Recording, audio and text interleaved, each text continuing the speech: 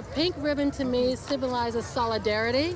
It symbolizes the universality of women and men. We think of hope and life and family and growing old together. I think about my sisters who are all fighting this battle. I think of me, like I survived. Oh. Yeah. Check 1, 2, this is a test.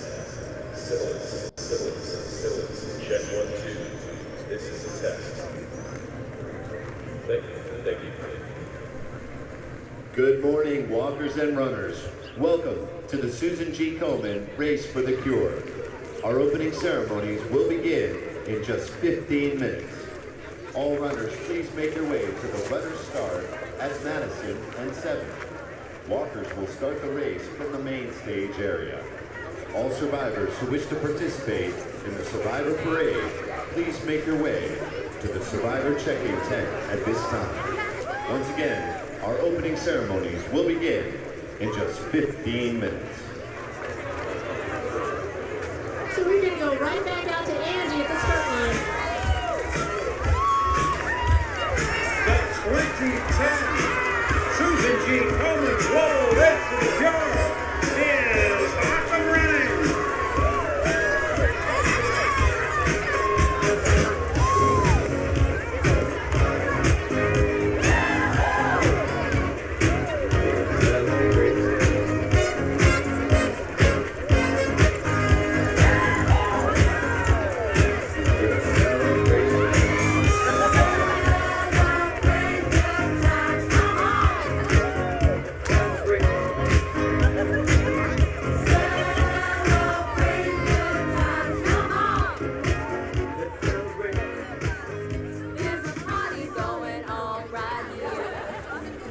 It's amazing to see people come together, showing the energy, showing the spirit. It's very emotional. When I was being treated for breast cancer in 2000 and 2001, I did a strange thing. I did not research the science. I became fascinated more by this breast cancer culture that I was encountering on the internet and in other forms at that time. So I turned sort of into an anthropologist and think, what's going on here? You know, what is it with all these pink ribbons and everything?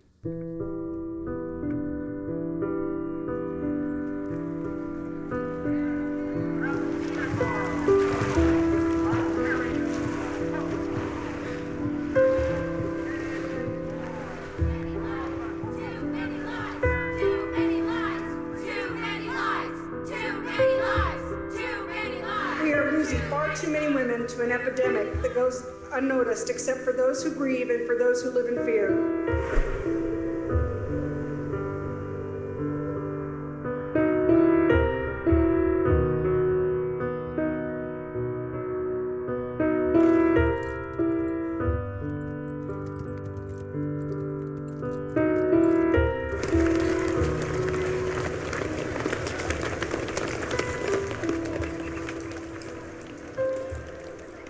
We found sisterhood from other women and looking critically at what was going on with our health care.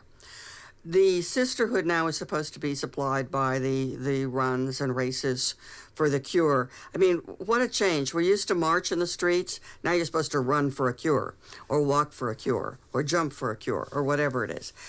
So I think the effect of the whole pink ribbon culture was to drain and deflect the kind of militancy we had as women who were appalled to have a disease that is epidemic and yet that we don't even know the cause of. There are a lot of people, I've heard many people say, well, anger, not helpful. Actually, anger is helpful depending on what you do with it. And I think if people actually knew what was happening, they would be really pissed off. They should be.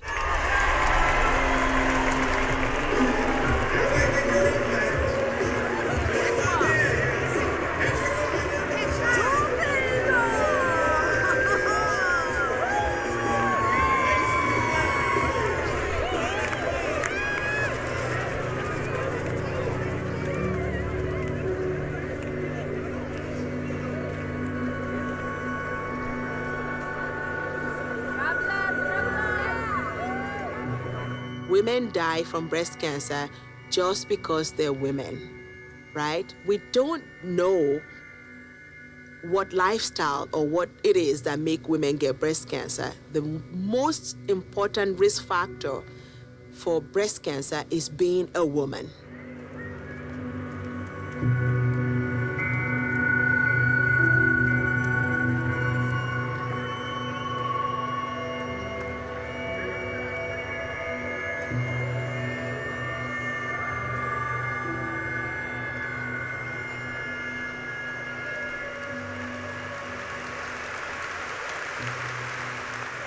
Excessive government spending, taxing, and regulating, no matter how well intended, is a formula for disaster.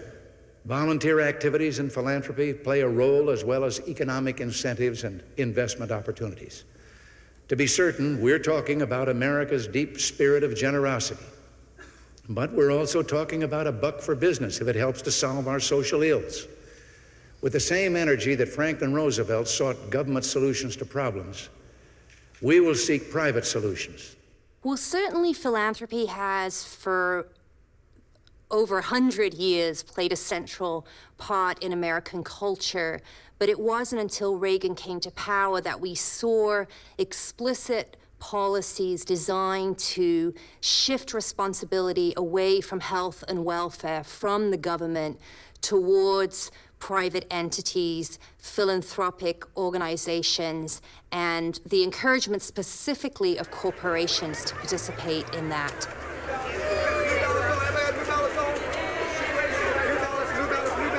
We got some more calorie cards on the table if you need them. Come by the table, grab as you please. As you can see behind me, we handed out about 12,000 bottles of Honest Tea and Honest Aid today.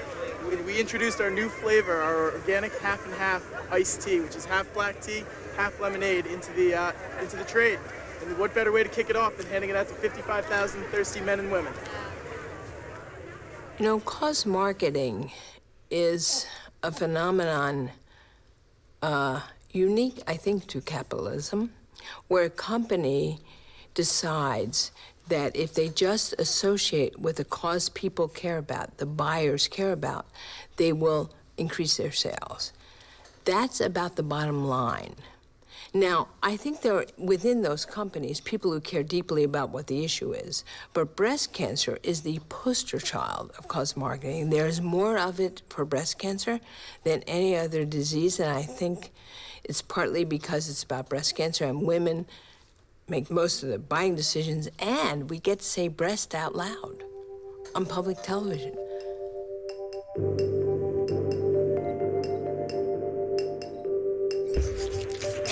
You don't have to look far to find products in pink on store shelves. You know, if one had benefits going towards any kind of charity, I'd probably choose that one, or if it was similar in price, and I knew it was going for a good cause.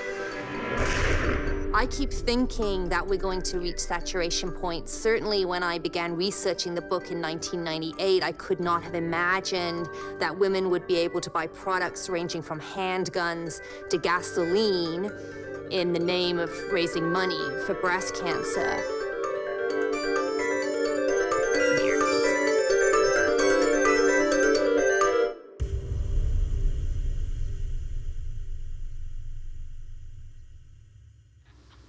Come in, Miss Kane. Sit down. Thanks. I've been reading the laboratory report again. Miss Kane, you require immediate surgery. You have cancer. Hold on. Now, I think we have an opportunity for some pictorial comment here. Diana, you've just been handed the most startling news of your life. You have cancer. Now, anyone who has faced this moment knows that it is a serious, frightening time. Play this as if you are tongue-tied for a moment, you see? All right. Charlie, take a tight close-up of her face. We want to see her reaction to this news.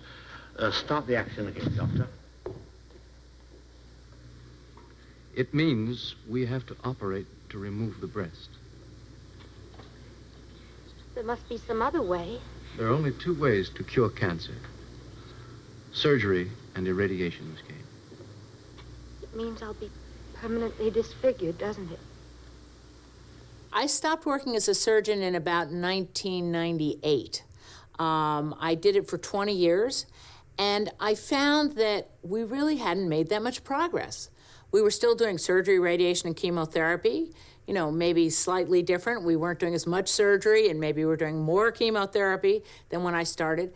But really, we were still doing the same things, what I've been known to call slash, burn, and poison, which are very crude ways of dealing with a disease. You know, that's what you do when you don't understand it. And I really felt like I needed to get more involved in figuring out how to stop it.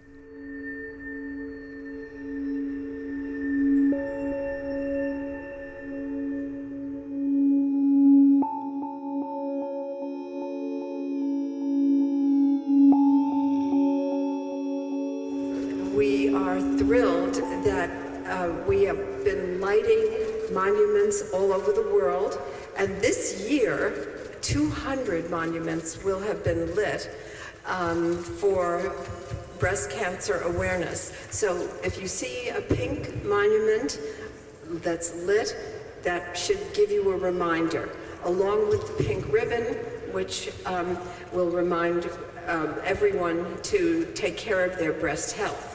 Connect, communicate, conquer.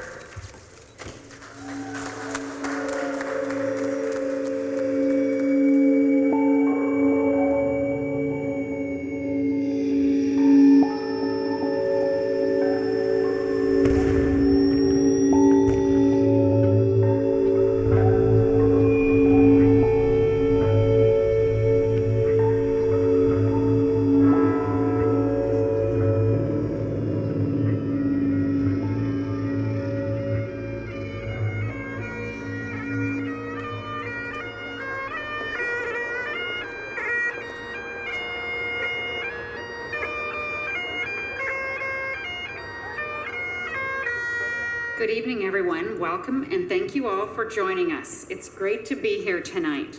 It's our wonderful way to highlight Breast Cancer Awareness Month. Our message is simple.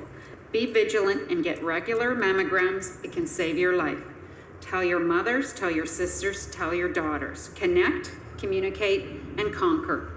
5, 4, 3, 2, 1, 0.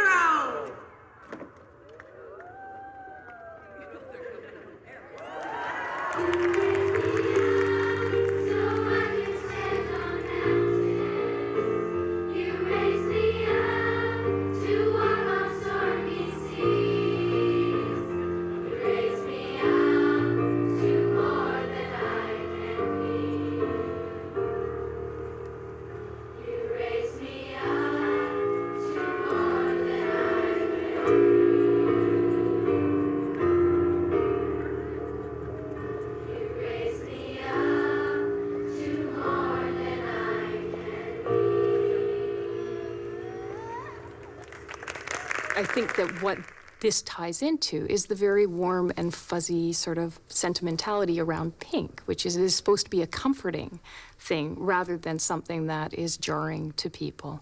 My question would be, what does raising or lighting up Niagara Falls for 24 hours in pink really do to affect change? It's a great thing that women are more aware, but awareness is different from doing something about it. So behavioral change, you know, you could be aware of your risk. I'm sure everyone has heard that women can get breast cancer, but does every woman think they are likely to get breast cancer? No. Everyone always thinks, oh, it's the other woman that's going to get breast cancer, not me.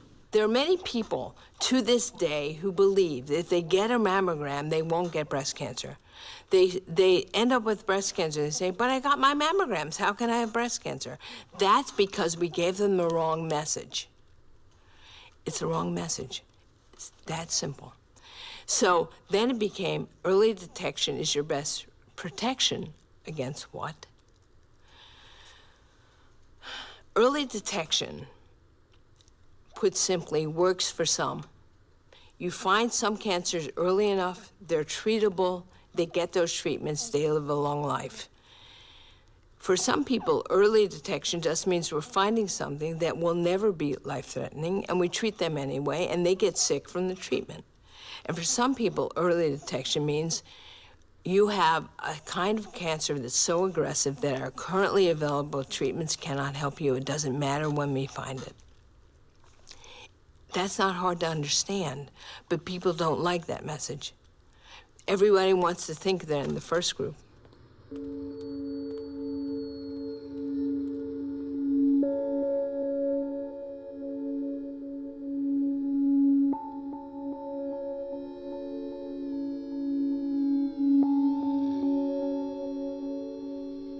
My name is Rosemary Parker, and I'm been a member of the Ivy League Breast Cancer Support Group for a year. I've been diagnosed with a metastatic 4th stage a year and a half ago. I'm Sandy Kugelman, and I was originally diagnosed in 2001 with stage 2 breast cancer, and tried to do all the right things to never allow it to come back into my life again. And I thought that I had beaten it, as they say. And then in 2004, was re-diagnosed with stage 4. And when you're stage 4, it means that the disease has spread to some other part outside of the breast. It's also known as metastasis. And the only thing that I ever knew about stage 4 was that you die when you get stage 4, that's the stage before you die. There's no stage 5. There are very few of these groups in the United States. There are extremely few stage 4 groups, and that's just a tragedy, because you go to a regular breast cancer support group and you're the angel of death. You know, you're the elephant in the room, and they're learning to live and you're learning to die.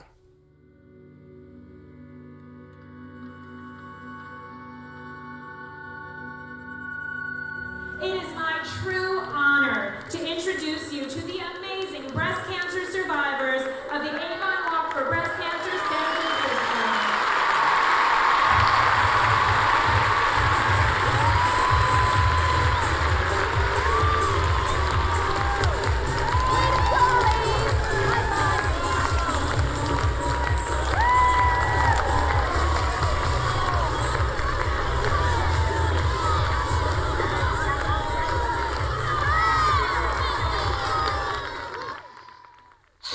As much as I know that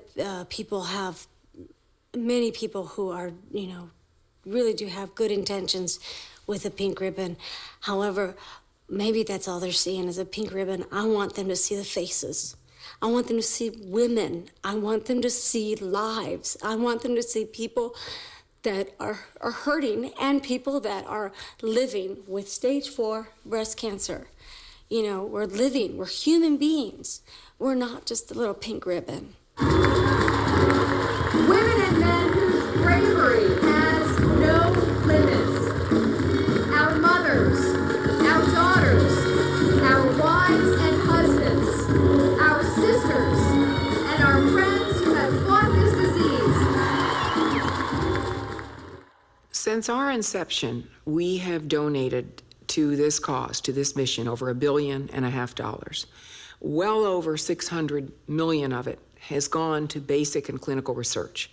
And at any one time, we will have hundreds of millions of dollars in grants that are active and that are carefully looked at by teams of what we believe to be the best scientists in the U.S., patient advocates, and of course our board, in the end, looks first at our priorities and tries to understand what's happening in the world and the science of cancer and breast cancer. So the Avon Foundation for Women is a public charity now. It was founded in 1955, and it was at that time, the corporate affiliated foundation for Avon products.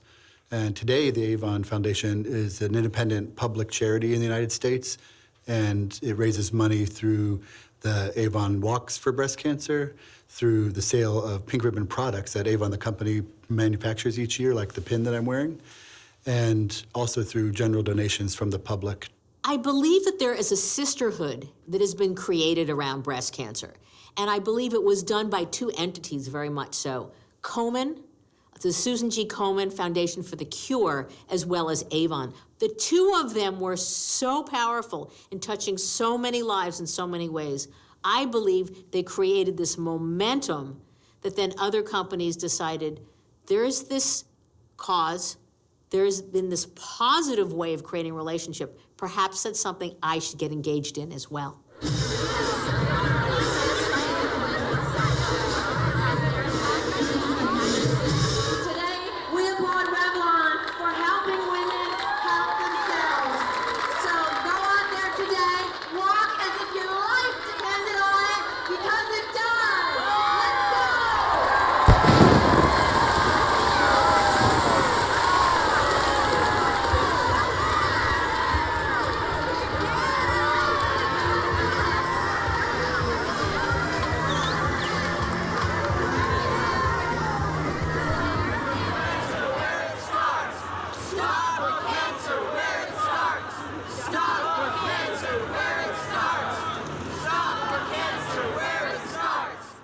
We had a little coalition called the Toxic Links Coalition in the Bay Area, of which I was a founding member. And one of the things we used to do every single October was to hold what we called a cancer industry tour, in which we visited the headquarters of some of the worst polluters in the downtown financial district. We have never, in all of their years, taken a stand on any environmental issue, despite the overwhelming evidence that cancer and a whole host of other diseases is caused by environmental pollution. Hey, polluters, don't you know? Poison profits got to go. In response to the question that people often ask is, why do are we putting a pretty pink face on this? Absolutely, categorically not. Because when you lead from only anger, you do not include or incent people to be part of a mission. If people feel there is no hope, they will not participate long term. They will feel they're in an endless fight. If we look back through history, from anti-colonial movements to the civil rights movement to the feminist movement, people were able to quite nicely combine anger with pride and optimism. What has happened with the mainstream breast cancer organizations is that they have tied themselves so closely to corporations that they have to sell the disease in a particular way, and they feel that if they don't do that, that they'll alienate customers or their potential audience. It'll be $21.44.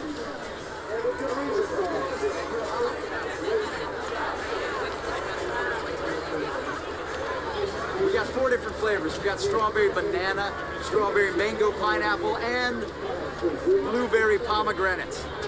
Coming at you, blueberry pomegranate. And it tastes delicious. Everybody's loving it. You can try it if you want. A company like a Yoplait or a company like Avon needs to again find an innovative way to tie to the cause and year over year over year commit to certain things like Yoplait. Take the lid, clean the lid, put it in an envelope and send it back. And they do it with deep, deep, genuine authenticity every single year.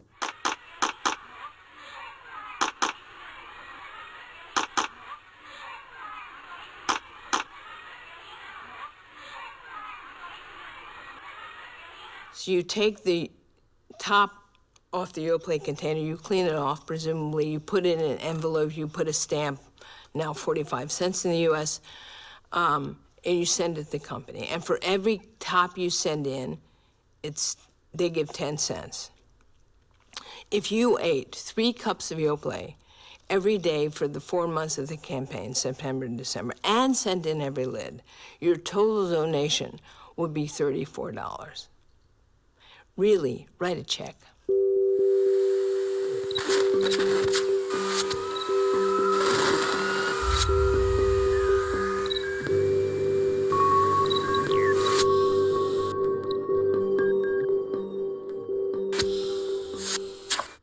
My favorite example of this is actually American Express, which in 2002 had a campaign in the fight against breast cancer, every dollar counts.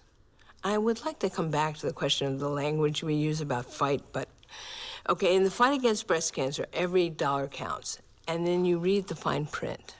And the fine print says, for every purchase made between September and December at participating stores with your American Express card, the company would give 1 penny per purchase. If you bought a $1,000 coat, a penny. If you bought a $10 item, a penny. So while every dollar counts, it was only a penny they were giving. You know, some things are like bacteria that exposed to sunlight disappear. So we exposed that campaign in 2002 and they stopped it.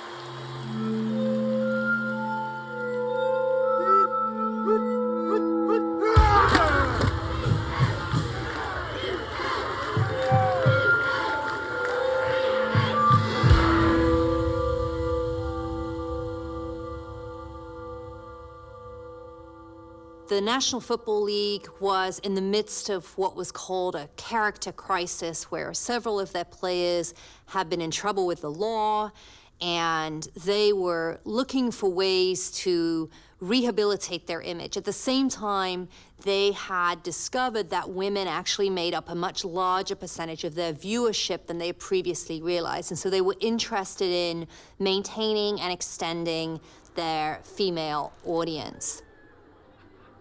One of the things that we've seen with the emergence of the pink ribbon industry is the construction of breast cancer as a disease that primarily affects middle-class, ultra-feminine white women. And this, of course, has to do with the fact that corporations are trying to sell products. They're trying to sell products to a particular and preferred demographic.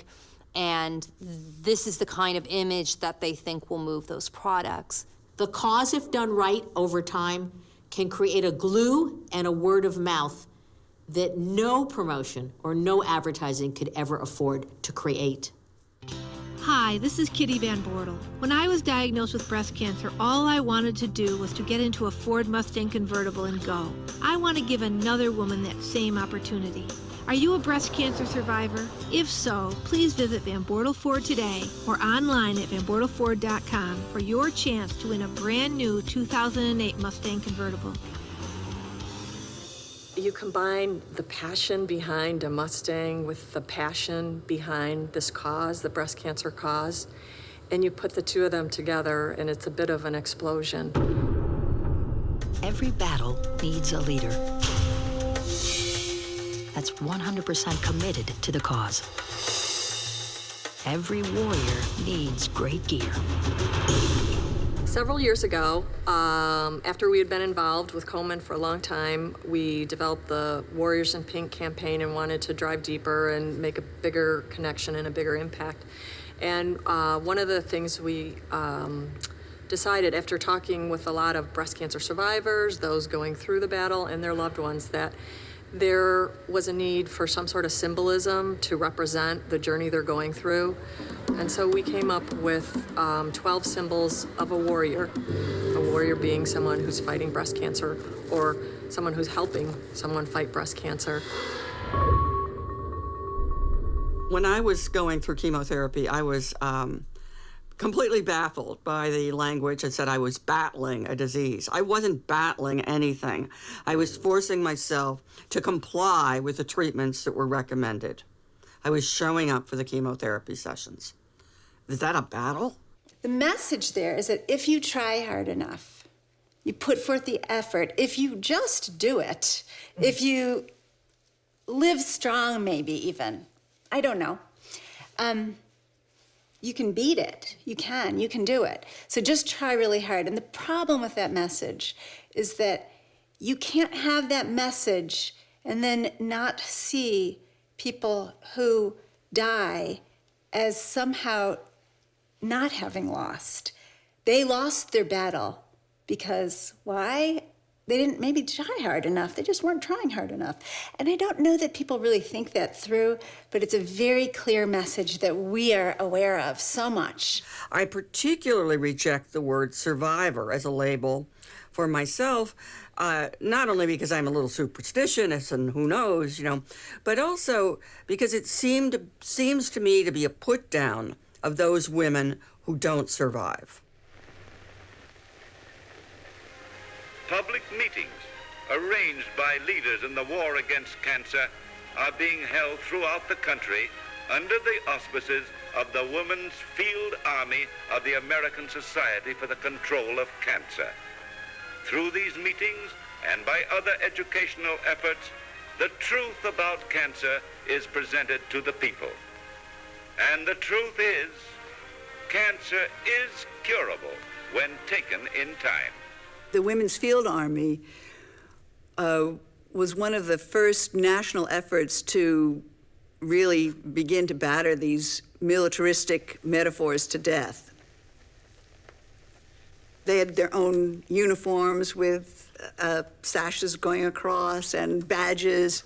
We're mobilizing against an enemy which requires all of our cunning, all of our might, and without this bellicose approach, we're not going to conquer this enemy.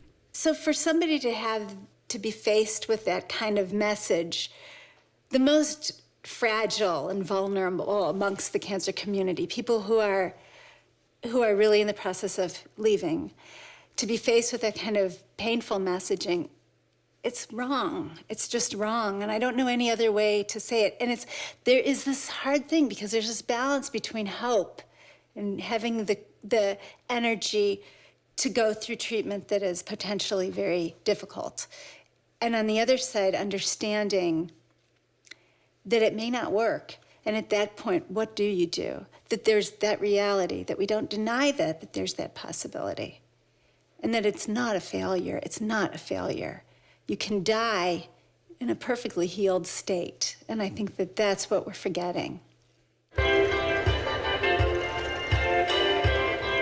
It's up to each of you to take care of yourselves and one another this weekend. Don't forget the taking care of each other part. You'll get out of this weekend what you put into it.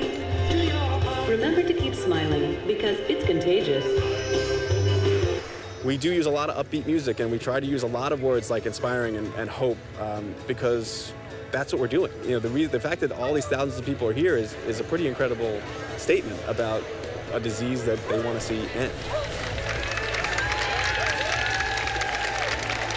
I speak to a lot of breast cancer survivors, and I write their stories and help them get up on stage and tell them. And while many of the same thread goes through a lot of the stories, everybody has a different story. And our survivor this weekend is 24 years old.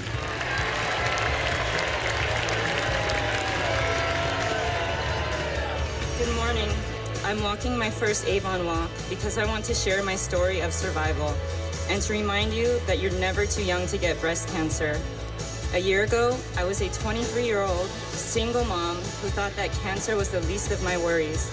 But even with no family history, I found a lump that turned out to be breast cancer. So I've come to walk to support the other young survivors out there, to help build a better future for my son Gianni, and to begin to give back for all of the loving support I got from my family and friends. My name is Marissa Castoro from San Francisco, California, and I am a one-year breast cancer survivor.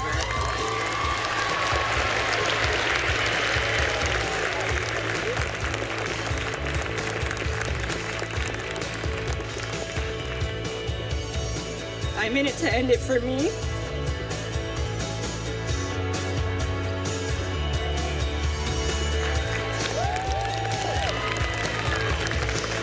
I'm in it to end it for me and for every other person battling breast cancer, young and old, across the country and around the world.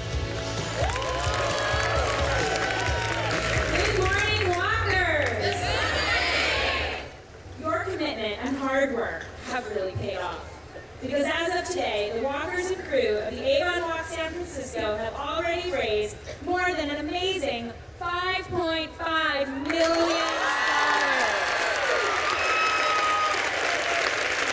Are you ready to walk?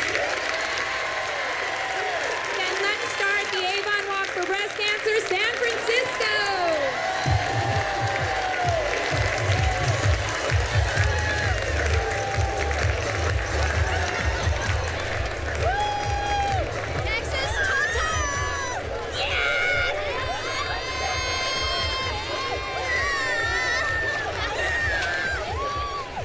I really didn't want to even talk about dying. I didn't want to think about it.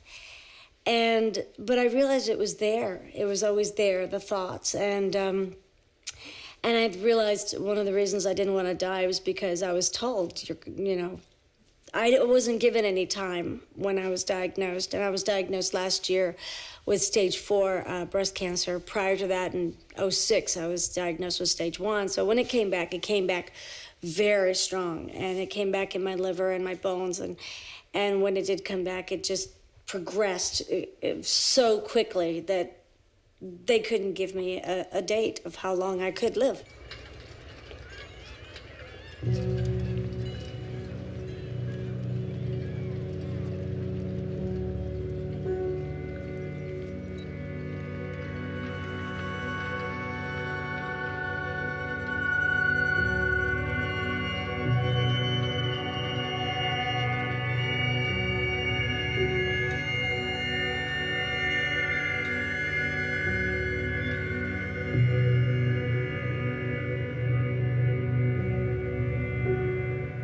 I was raised in a very religious family.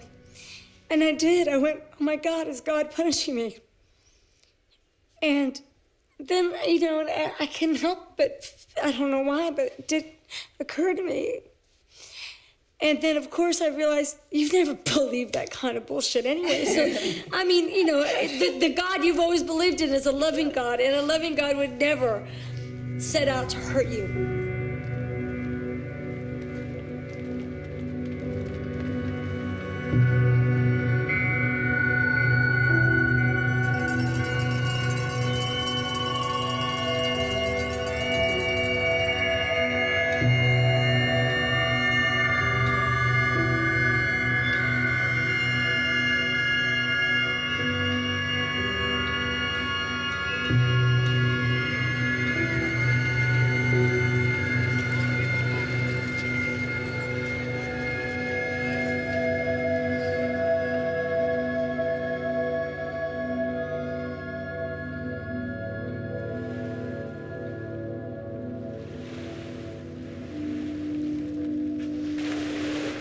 Every year I hate to raise the funds, but as I get going doing it, and then this morning, we got up and got going, and I just said, I'm ready. We've been preparing for 9 months for this, so we had no idea what to expect, and just everybody around and everybody supporting us, it's just a really, really, really great feeling. Our team is Tickle Pink Core Cure, and today I'm walking for one of my friends who is a survivor, and she's also been diagnosed again, so she's currently going through chemo a second time. When a family member is diagnosed with breast cancer, you feel helpless and you feel like you want to do something. Either, driving them to appointments or doing this walk, just a small part to lessen their pain and suffering.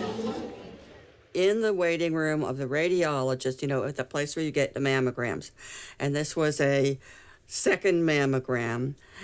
It went on for about an hour and a half because the radiologist would keep asking for more angles or something. And I ran out of my other reading material, started reading the local weekly newspaper all the way down to the classified advertisements. And there was an advertisement for a pink breast cancer teddy bear. I can't tell you how much it's offended my sense of dignity. Here I am, at the time, a middle-aged woman, facing the most serious health crisis of my life, facing my own mortality, and somebody's offering me a pink teddy bear? I'm sorry, I'm not 6 years old. I rode my bicycle past your window last night. I roller skated to your door at daylight. It almost seems like you're avoiding me. I'm okay alone, but you got something I need. Well, I got a brand new pair of roller skates. You got a brand new key. I think that we should get together and try them out, you see. I've been looking around a while. You got something for me. Oh, I got a brand new pair of roller skates. You got a brand new key.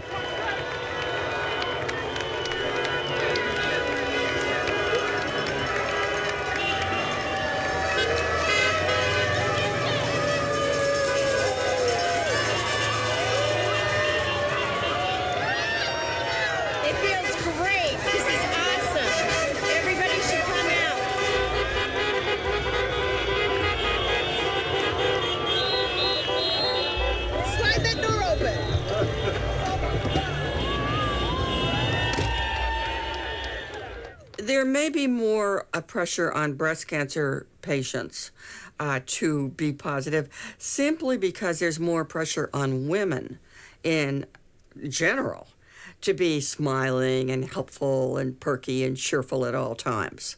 What I found in my research is that many women actually feel alienated by the overly optimistic approach. They feel like they can't have their feelings of anger or despair or hopelessness and feel like a legitimate person with breast cancer, that in order to be a survivor, you must maintain this optimistic outlook and participate in what I call the tyranny of cheerfulness.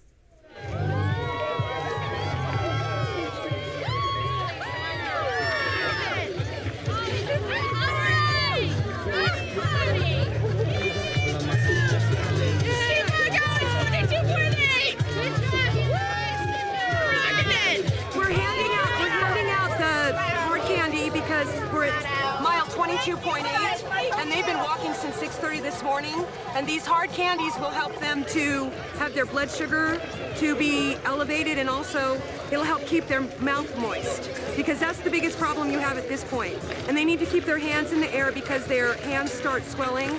It's incredibly difficult. Actually, tomorrow's going to be even more difficult. Today's a longer distance, but tomorrow they're going to be going up hills, 13 miles of hills.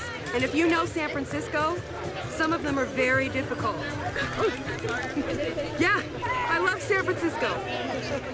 I don't want to be a Grinch and discourage people from running or racing. I'm all into fitness and everything like that. But I wish that they could also hear from all the women who have been through breast cancer and resent the effort to make it pretty and feminine and normal. It's not normal. It's horrible. It has to be stopped. We really have softened the disease. We have a lot of people who are survivors, and that also helps to make it feel like it's a triumph, or as opposed to something we should be angry about. And I think the time is to repoliticize it. And the repoliticizing it is pointing out to people that they don't know where this research money is going. I mean, if somebody really is concerned about environmental causes of breast cancer, and there are a lot of people who are, then they should make sure that the money they're raising is going to that kind of research. You know, if you want to find out what the cause is and not have your kid get it, then you want to make sure. But we have to learn as women to ask questions, not just raise the money and hand it over and then never know what happens to it. This is extremely puzzling to me, that so little has come from any of this research, that all of these organizations that brag about giving money to research, instead of saying what has come out of this investment, they tell you how much money they've put into it. So they say, last year we gave $15 million to breast cancer research, or in the case of Komen, I think it's really huge, like $450 million, something like that. But they have, to my mind, very little to show for it, and very little that goes beyond the status quo. I hope the future is to find a cure very soon. I hope that they find a cure so that my grandchildren won't have to go through what we've gone through. That they'll find a cure for it, but I don't know if they're going to find one, but if it's God's will, they'll find it, Find a cure. Please find a cure. Cheers to the cure. Cheers to the cure. Cheers to the cure. Cheers to the cure. Worship breast cancer, support breast cancer cure. Research for a cure. Right. I think that the public isn't critical, even if they maybe do know, because so much is invested in pharmaceutical treatment. So we think that a cure is the answer. And if we think that a cure is the answer, we're not actually going to have a very critical perspective on pharmaceutical company work in the area. They go with the flow, and the flow is toward looking at research that will have a marketable product at the end, something which can improve survival by 3 weeks, but which can be very profitable for the promoters for the period in which they enjoy that slight edge because of this slight improvement in survival. They do not seem to be interested in prevention, but this is how capitalism works. They're looking for markets and expanding their markets, and their understanding of how this works would be to medicalize American women. I want prevention. And our federal government, of all the funds it allocates to cancer research each year, gives between 3 and 5% to prevention. And if you ask people, medical people, scientists, politicians, corporate people, if you raise the issue of prevention, they will say, well, we can't prevent it when we don't know what causes it. Well, how the hell can you cure what you don't know?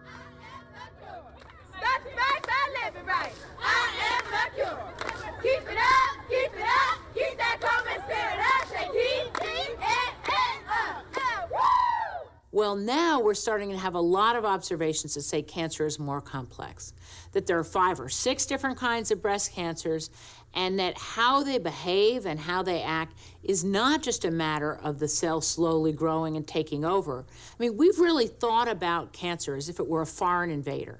The cell comes from somewhere else, it comes, it attacks, it's like a terrorist, right? And we have to kill it. We have to blast it away. We have to slash, burn, and poison everything we can do to get rid of it. But actually, it's not from outside. It's one of our own cells that goes bad. I say in the United States, it's not Osama bin Laden, it's Timothy McVeigh. It's our own terrorists that we grew ourselves. And so we don't want to, it's not the same as just blasting it out. We have to figure out why we grew that terrorist. What neighborhood? What was it that really egged it on and fostered it? More than half of the women diagnosed with breast cancer don't have one of the major risk factors that we know about for breast cancer. So what is it that made them develop breast cancer? And right now, most of the research is not targeted at answering those questions. We at the California Breast Cancer Research Program are trying hard to examine possible environmental links to breast cancer. And we hope that will result in finding answers for that other 50% of women. But we are a kind of lone voice, and the majority of breast cancer research is not focused in that direction. I think we're ingesting plastic. We cook in it, we live in it. The seafood is eating it in the ocean, and we're eating the seafood. It's become part of our food chain. And I think that before all of these plastics, people didn't have breast cancer like this, or other kinds of cancer, and I'm just convinced that there's a link. No, we know that only about 20 or 30% of breast cancer happens in women with risk factors. If we can only explain 20 to 30% of breast cancer, then we don't know what causes it. We're missing something big. And if we keep looking at the same risk factors over and over again, we're not going to figure it out. We need to broaden, we need to look at new things. Could be a virus. Wouldn't surprise me a bit if breast cancer wasn't caused by a virus. It could be something we haven't even thought of yet. And we really have to be creative, and we have to really take on the challenge of finding the cause and stopping it.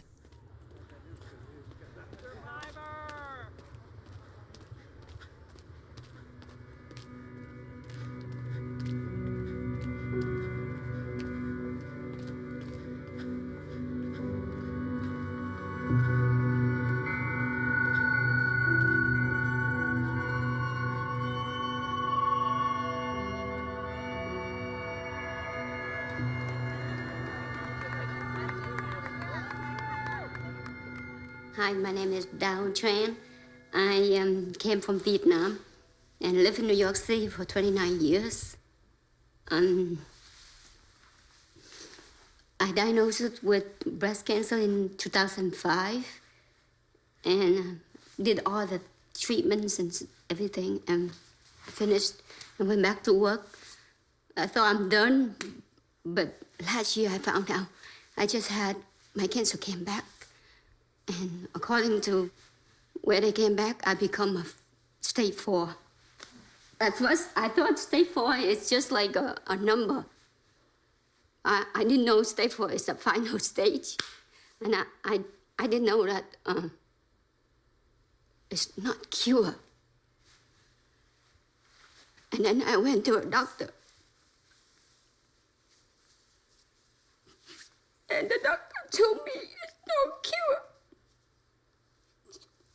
So I don't believe it. So I went for a second opinion. I went to MD Anderson. And they tell me the same thing. They tell me the same thing. They say this cancer is no cure. So I asked him, so how many years do I have left? He goes, we don't know. It depends on a person. Each person is different. So what I do if I don't choose to do any treatment? He goes, then you may not live that long. I go, but isn't that you die anyway, even you get treatment? All those poison will kill you. And they say, but they keep your life longer. And I asked him, are you telling me that I'm gonna live on drugs for the rest of my life? And he said, kind of.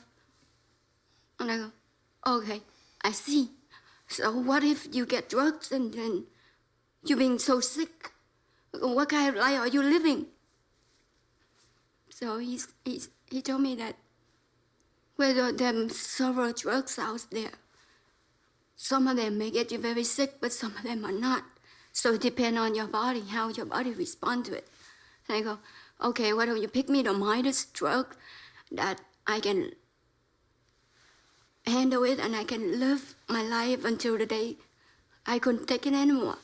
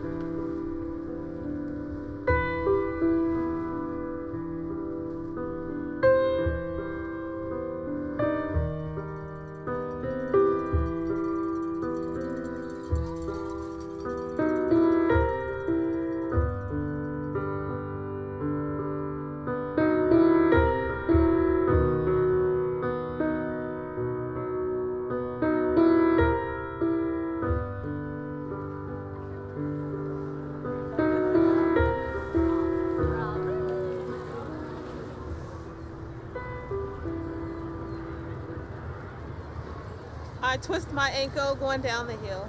Lots of hills in San Francisco. So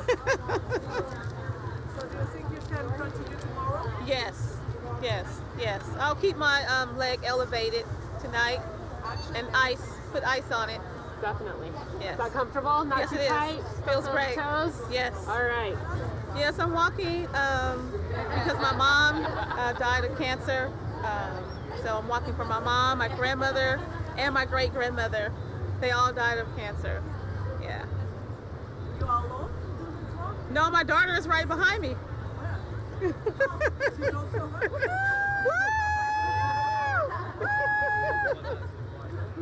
I'm fighting for breast cancer, for my grandma, my great-grandma, and all those involved.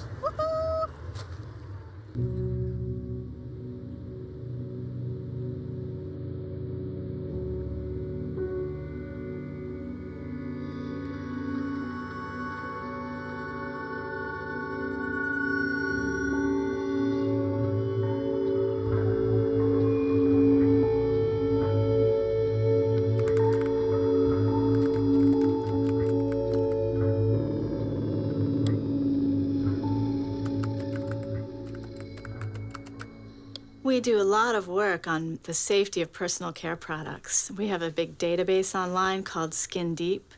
We show safety reviews for 50,000 personal care products. What we find in that research is that many of these products contain chemicals linked to cancer and other kinds of health problems.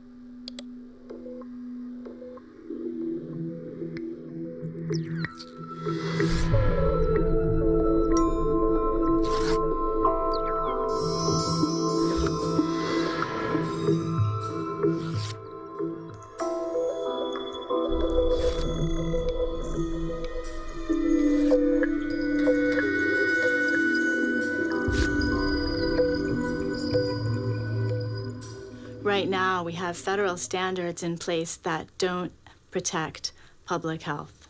And that includes everything from cosmetics, where there's no safety standard at all in federal law, to the broader world of industrial chemicals, where companies can bring new chemicals onto the market and into consumer products with no requirement in federal law to conduct even a single health and safety test.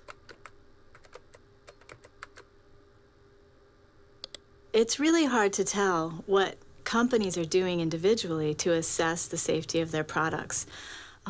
Revlon, Procter & Gamble, Avon, aren't making their basic safety studies public, aren't making their risk assessments public. That it is my firm belief that Avon products are safe, that they have been safe for a 124-year history of the company, and that product safety is one of Avon's key concerns.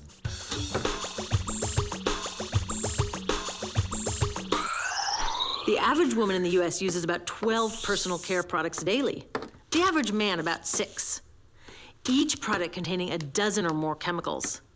Less than 20% of chemicals in cosmetics have been assessed for safety by the industry's safety panel. So we just don't know what they do to us when we use them. Would you fly on an airline that only inspects 20% of its planes? It turns out the important decisions don't happen when I choose to take a product off the shelf. They happen when companies and governments decide what products should go on the shelves. So who are these companies? Oh, here's Estee Lauder offering me a chance to help find a cure for breast cancer. That's nice. But wait, they're also using chemicals linked to cancer. It is hypocrisy to use carcinogens in products and at the same time be advocating for a cure, raising money for a cure in other ways. It really, companies need to be in harmony across all their operations when it comes to their cancer activism. Evelyn Lauder, Estee Lauder's daughter-in-law, has designed a lipstick set, as indeed have I. And inside each one, there's a lipstick, a lip pencil, and a lip gloss. And we also have beautiful jeweled pins, like this one. The first ribbon for breast cancer was not pink. It was sort of salmon-colored, sort of orange, made by a woman named Charlotte Haley. And Charlotte had lost a lot of people in her family to breast cancer. She saw what was happening in AIDS. She came up with this ribbon. They were made of cloth.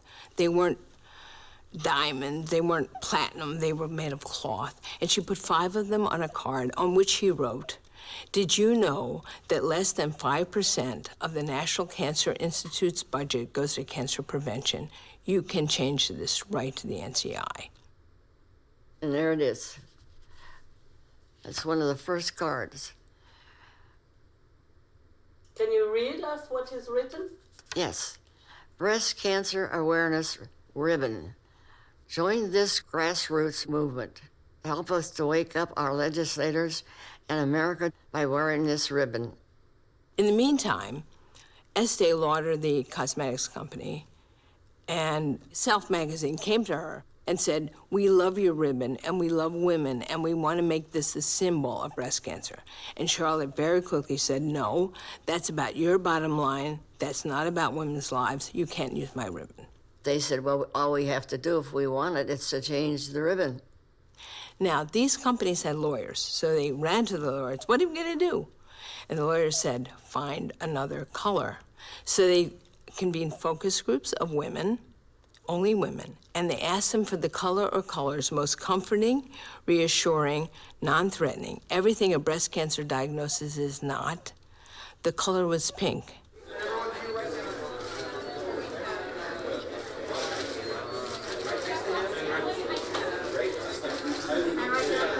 are a nation which likes a quick fix. We always have. And the pink ribbon is clearly a quick fix.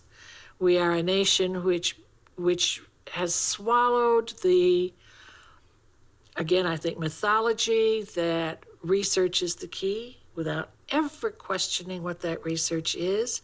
And when they come and say, you will support breast cancer research if you do thus, we say, oh yes, there's the quick fix.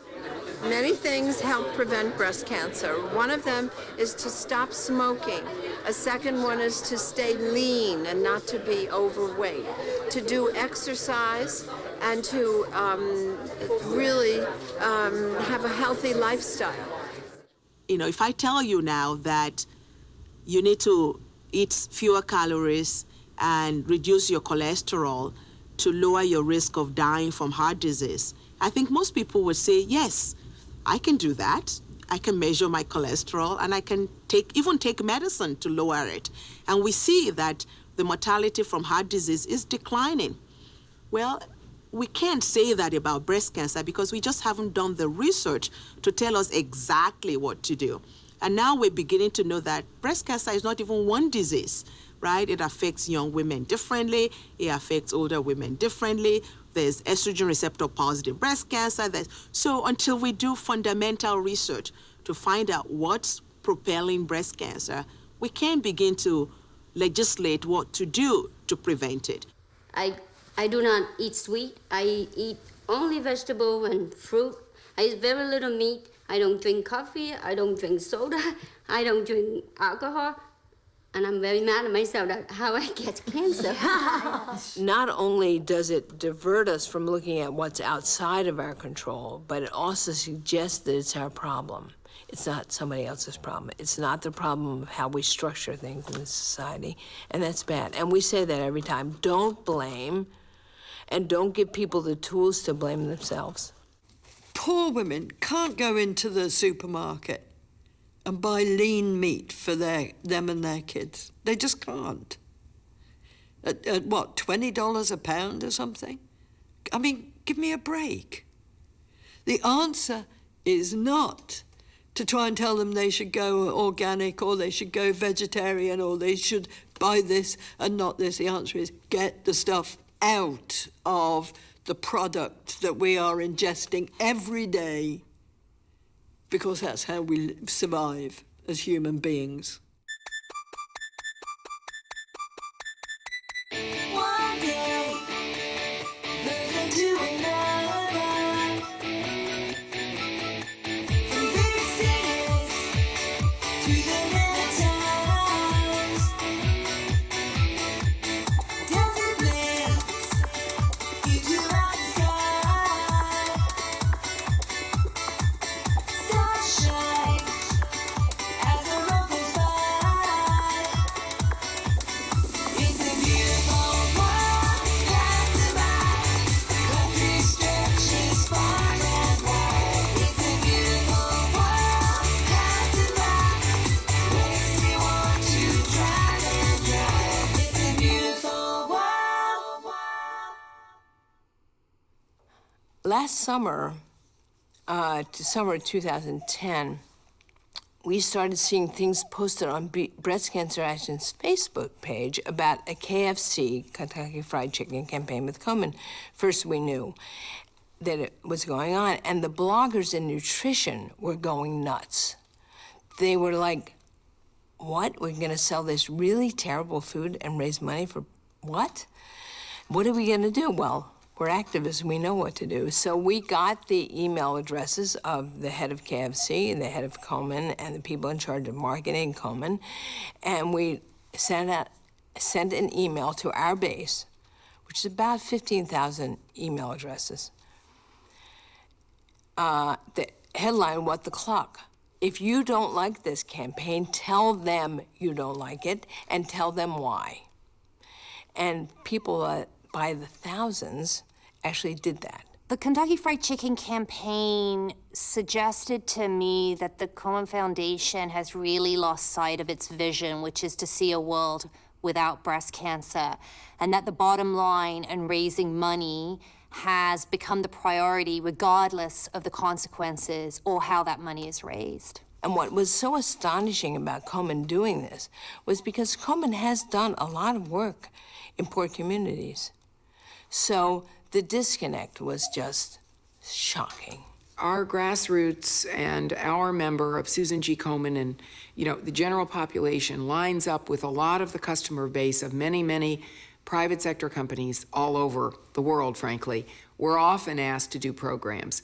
And in this case, the restaurant company came to us and asked us to do a program where they were introducing a grilled product, where we felt that was a very good thing, because the fact is, again, training people how to eat right and doing those sorts of educational programs don't happen overnight.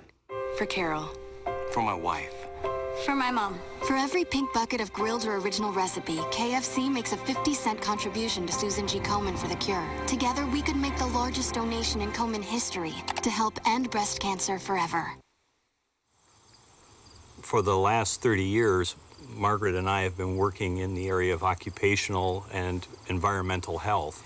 Currently, we're looking specifically at breast cancer and the impact that environmental and occupational exposures have on the risk of women developing this disease.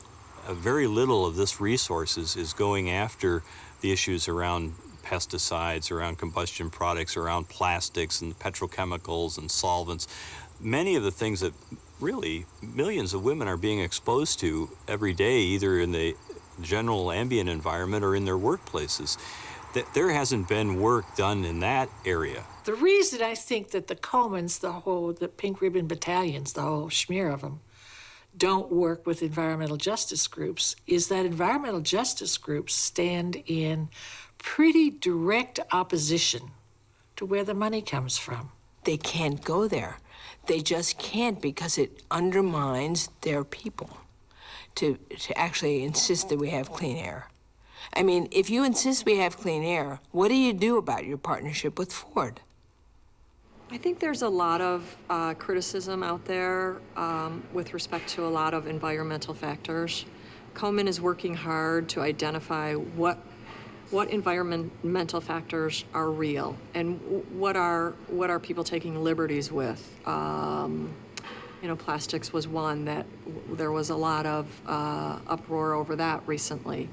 There was a study of General Motors workers where they found an elevated breast cancer risk among women exposed to soluble metalworking fluids, where they think that, again, that polycyclic aromatic hydrocarbons, PAHs, were involved.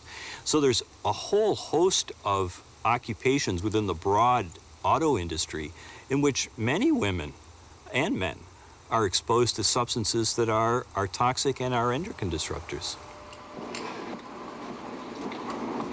Wimbush is the Union Safety Rep at Binder Tool and Molds Promo Plastics Division, a company that processes plastic materials. During the molding process, gases are given off. But the gases given off during the normal operations aren't the worst of it. The fumes and smoke can almost be unbearable during a process called purging. These are just screenshots from a documentary that was done in 1980, I believe. We've interviewed over 1,000 women with breast cancer and 1,150 community controls who don't have breast cancer. And we've got their full occupational histories. And what we're trying to do is to compare these two groups to see if there are differences between the women who develop cancer and the women who don't.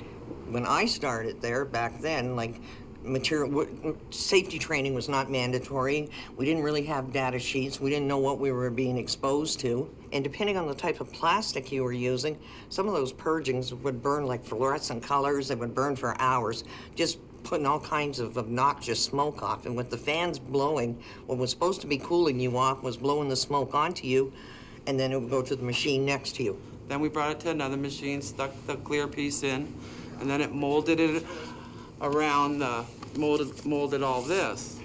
Brings back old days. What? Fords? Yeah, Ford Marquis. We did a lot of lenses. We've had probably 12 people that have passed away from cancer. There's a couple of them that had breast cancer. The others, they were full of cancer, so it was hard to determine. I mean, we didn't know exactly if they had breast cancer or not. 41.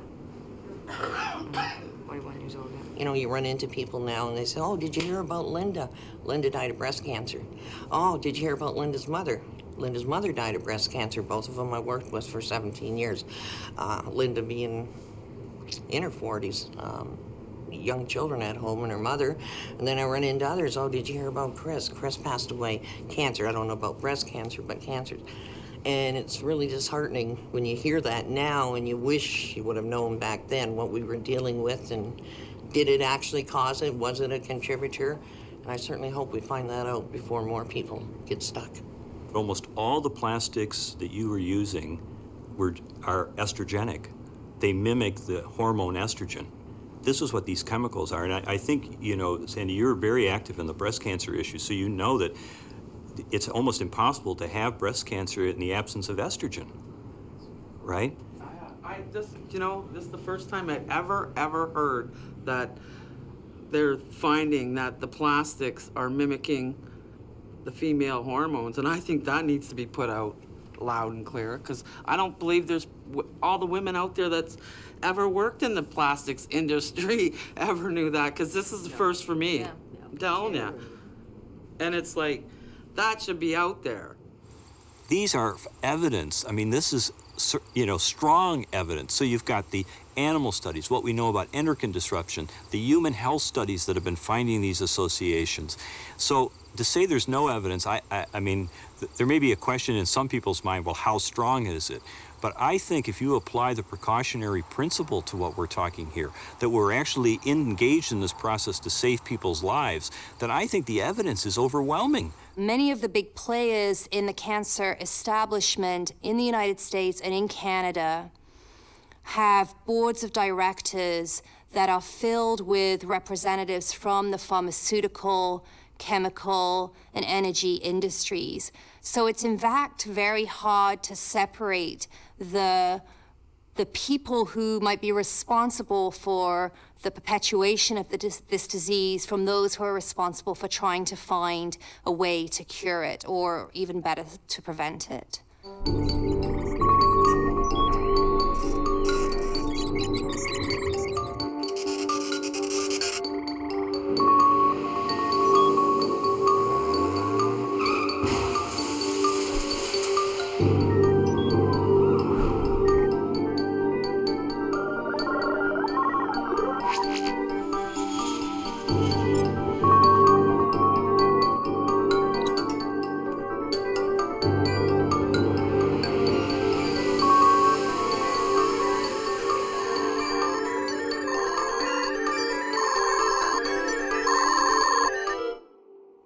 So there are categories of pink washers: cosmetics companies, companies that make cars, some companies make food, dairy in particular, and alcohol, because alcohol is linked to breast cancer. In the dairy field, the problem is largely with companies that stimulate their dairy with recombinant bovine growth hormone, which has been linked to breast cancer. If you're a company doing a pink campaign that uses RBGH, you're a pink washer. And Yoplait, made by General Mills, was the biggest offender. They raised millions of dollars for the Komen Foundation selling this yogurt that has in it dairy stimulated with RBGH. So in, what year is this, 2000? In 2008, we launched a campaign called Tell General Mills to Put a Lid on It. It was an email-based campaign and web-based campaign where we asked people to write to General Mills and explain why they needed to stop using RBGH if they were gonna do breast cancer stuff. And lo and behold, they did. And that is the power of activism. That's when ordinary people do a simple thing like send an email or write a letter or send a postcard. It changes the world. How do you like your coffee, Sharon? With cream, please. I've been having such a tough time these days with the stock market the way it is. John and I have been shifting our investments to healthcare companies. We just bought some shares of the pharmaceutical company Eli Lilly. They make breast cancer drugs, both to treat the disease and reduce the risk of people getting it. Did you know Eli Lilly also makes RBGH? RBGH? What's that? It's a synthetic hormone given to dairy cows. They sell it under the name Posilac. It increases the risk of cancer in people who drink milk made from cows treated with it. In fact, companies like General Mills and Walmart have stopped using milk made with RBGH in their products. And Canada and the European Union have even banned it. That's probably why Monsanto sold it to Eli Lilly in the first place. So Eli Lilly is making profits from cancer drugs and a substance that could increase the risk of people getting cancer? Yeah. So Eli Lilly is milking cancer.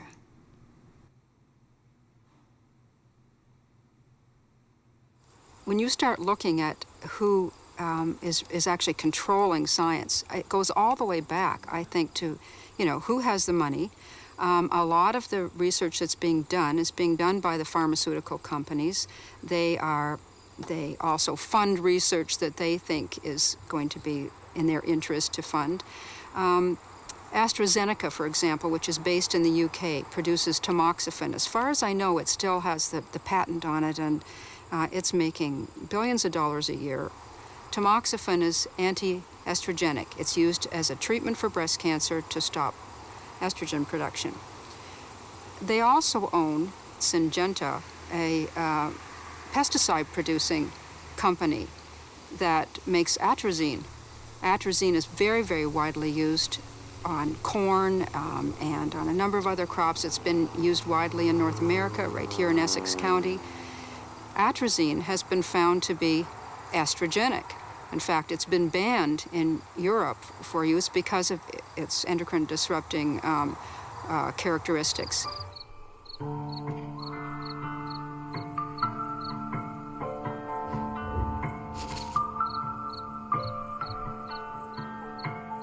It's Breast Cancer Awareness Month, which has a very nefarious history. It was invented in the early 80s by a public relations expert at Zeneca in Delaware, which was the American arm of what was then the largest chemical company in the world.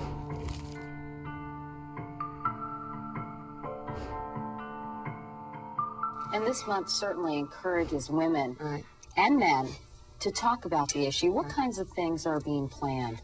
Organizations all over the country involved with breast cancer and cancer concerns are planning something nearly every day.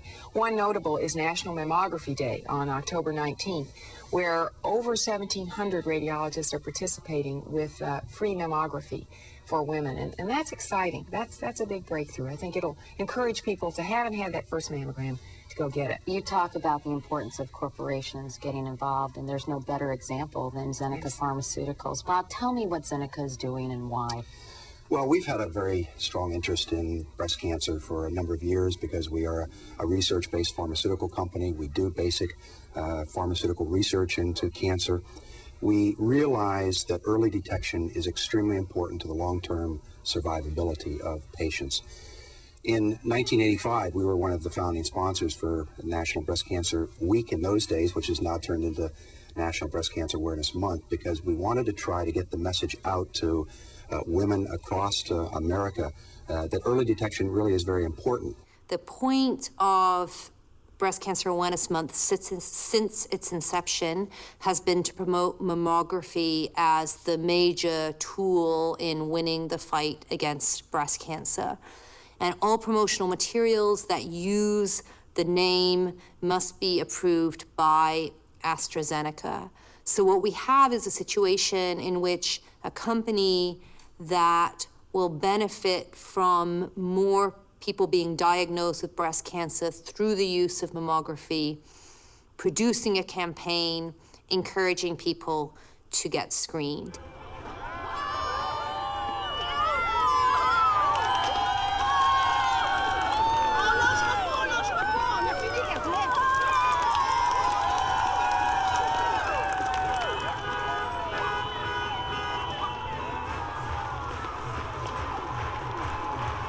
marche pour nos sœurs, pour nos mères, pour nos tantes, pour nos amis, pour nos enfants. 4 infirmières qui marchent pour la vie.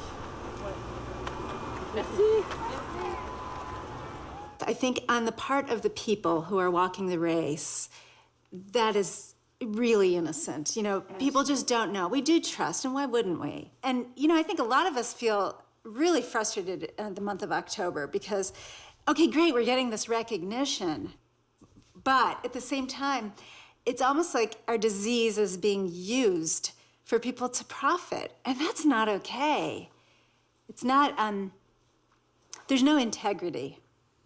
For people to finally rise up and object, people have to know. They have to be aware of the magnitude of the lies they're being fed. And the lies are comforting lies. People are not going to want to give up these lies. They're comforting. Breast Cancer Awareness Month is comforting because you're doing something about something that scares you.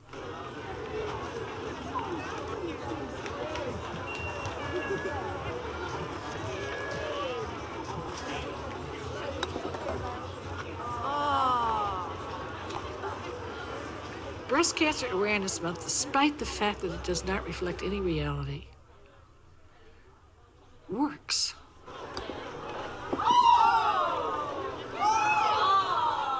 Pink ribbon vacuum cleaners work. Pink ribbon teddy bears sell. Pink ribbon yogurt also sells. It works. And as long as it works, they're going to keep pushing it.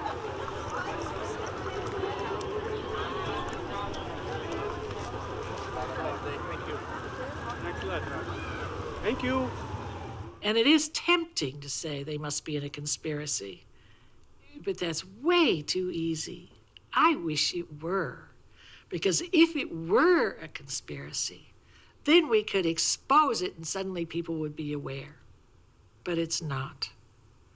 It's business as usual.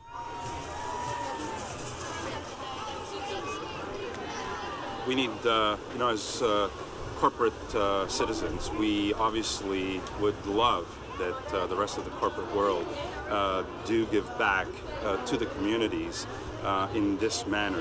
We look at our position as being that of a leader to raise funds. That's our job. We take that job very seriously, and when we listen to the researchers tell us about their job, we need to raise a lot more money. That's right. The notion that the solution to a complex problem is throwing money at it is a typical American solution to a problem. I don't know if it's just American, it's capitalist. If we just throw enough money at something, we'll understand it. I think that is so wrong-headed. For one thing, I think I hear at many meetings now, well, breast cancer is so complex, there are no simple answers. The more we invest ourselves in complexity, the harder it is to find new answers. Can we take a step back and actually get some coordination of this problem? Does the person in the lab in San Diego know what the person in the lab in Montreal is doing, or the person in the lab in Berlin? Are they coordinated? Are they duplicating? Are they doing the same things that's failed 3 times? What is going on? Take, for example, trying to study the genetics of breast cancer in women of African ancestry. And we found out that, in fact, while we've had this large established infrastructure to study breast cancer, and a lot of groups have been funded, when the genome-wide association studies, when the results started coming out, it turned out that every study upon study is all been among white women in Western Europe or in America. And so all of the data, no one could say for sure whether they apply to minority groups, to Asian women, to African American women, to women in Africa. And yet we've spent millions of dollars studying the same population, because these are the convenient samples, I call them. You know, white women go to doctors. They are in major academic medical centers, are set up in areas where they can set up cohorts of well-educated white women. The lack of coordination in breast cancer research is appalling. At the federal level in the U.S., there are 30-some different agencies led by the NCI that fund breast cancer research. There are a number of nonprofits, Sue Love's Group, Komen Foundation, ACS, and there are tons of them. I mean, everybody's raising money for research because people want to fund research. And then there are the private pharmaceutical companies, and we don't know what they're spending. And nobody's minding the store.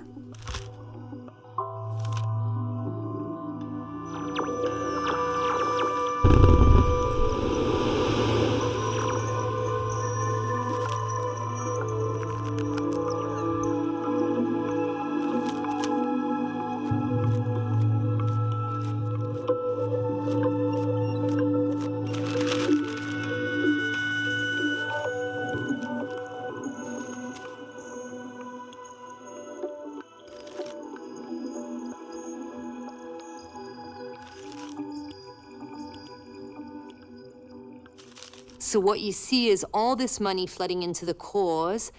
You see endless repetition of particular kinds of research. So research, for instance, that seeks to find incremental changes in life expectancy of a mouse given a certain cancer drug. So you get the needless repetition and then you get massive gaps. So questions about what kinds of cancers metastasize, right? Which is what kills people generally, not the size of the tumor. That kind of research isn't funded.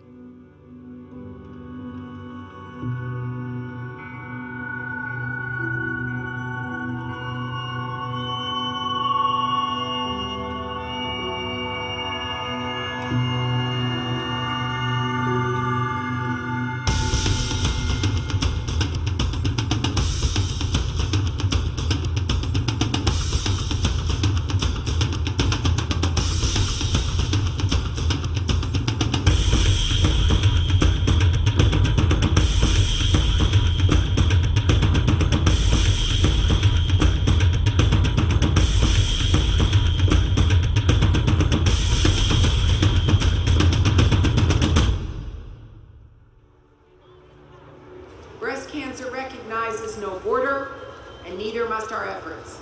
We must expand our reach country by country, town by town, village by village, person by person.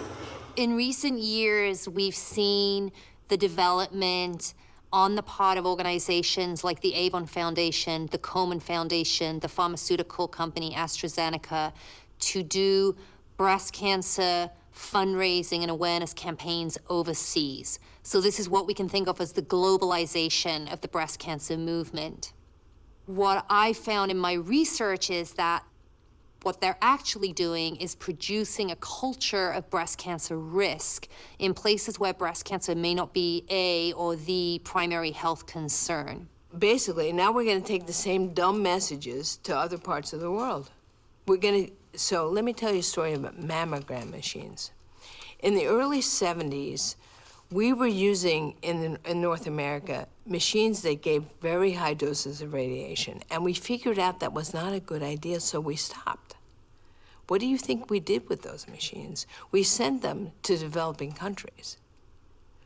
We do it all the time. We send the worst of our stuff to other places, and I would say that sending the more dumb messages all over the world isn't going to help. يلا احنا محتاجين نرجع ورا دلوقتي حالا.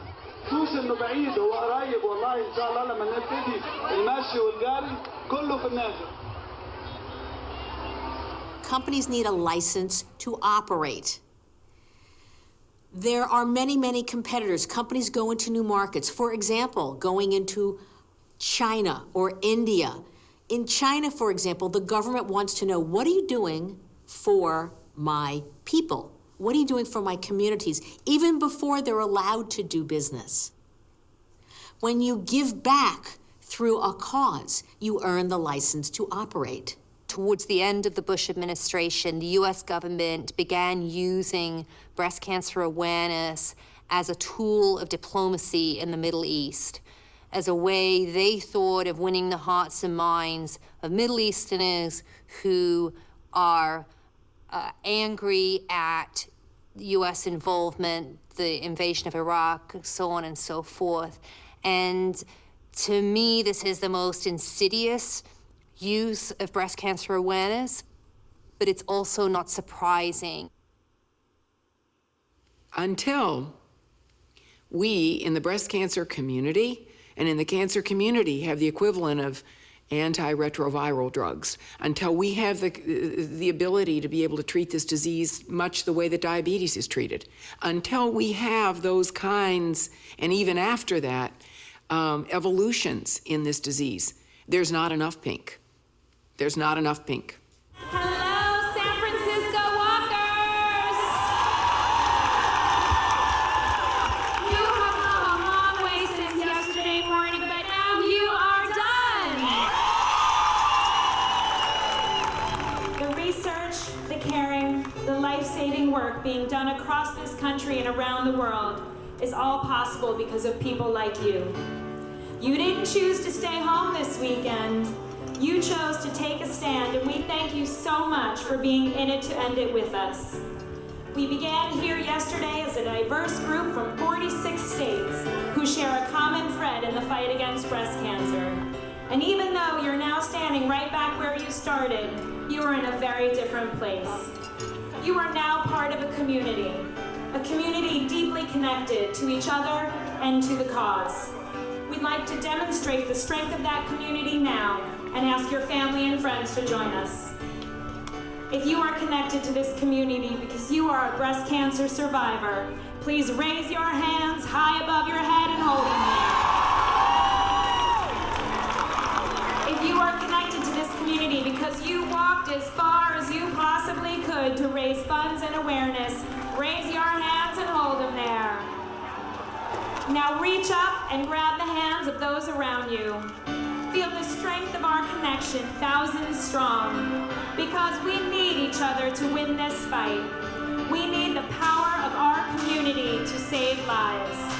But remember, our journey continues in 3 more cities this year and right back here in San Francisco in 2011. The fact that women are willing to walk, run, jump out of planes, climb mountains, shows how motivated women are to find the answer to breast cancer. We used to have a phrase that said, do something besides worry that might make a difference. I do think that the public, individuals, have enormous power if they would use it.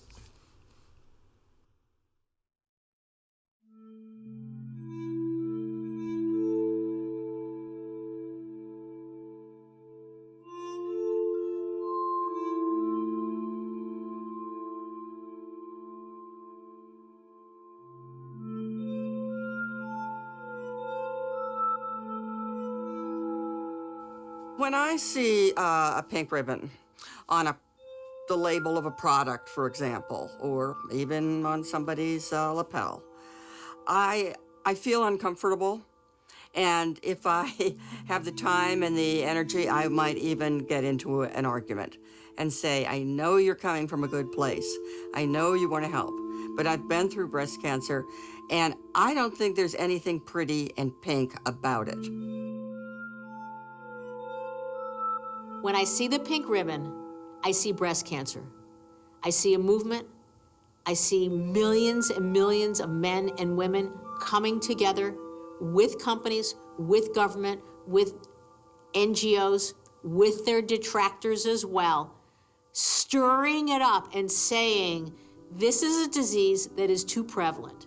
This is a disease that has taken too many lives. This is a disease that we must stop, and hopefully in the next lifetime. When I see a pink ribbon, I think the same thing of when I see made in China. Doesn't mean anything to me. I don't like the pink ribbon. I don't like pink. I think pink softens what's really not a soft disease. And I think that the pink ribbon makes breast cancer into something friendly and cuddly as opposed to a really yucky disease that's very scary and that has significant consequences.